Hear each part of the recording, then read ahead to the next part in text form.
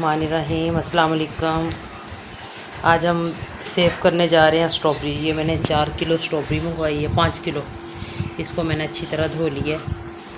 अब इसको अच्छी तरह साफ़ करके काट के और फिर आपको दिखाते हैं कि इसको सेव कैसे करना है। ये हमने काट के शॉपर के अंदर डाल रहे हैं।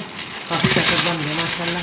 5 किलो की स्ट्रॉबेरी तो अच्छी तरह धो के इसको हमने सेव करना है। काट लिया है, तकरीबन सारी कट चुकी है। ये हमारी स्ट्रॉबेरी के पैकेट बन गए हैं। इसको हमने सेव करना है। जब भी ज़रूरत पड़े मिल्क शेक बनाने की, एक पैकेट निकाला और डाल लिया। तकरीबन एक पाव के या शायद ज़्यादा ही हो शॉपर बने हैं। ये हमारा कंटेनर है, इसके अंदर हम सेव कर रहे हैं।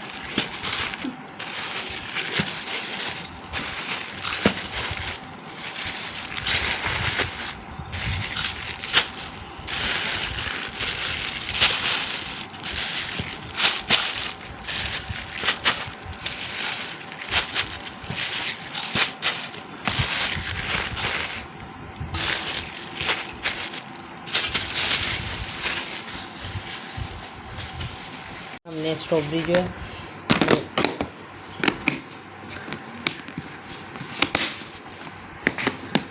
ये हमने सेव कर लिया। अब इसको हम फ्रीज़ करेंगे।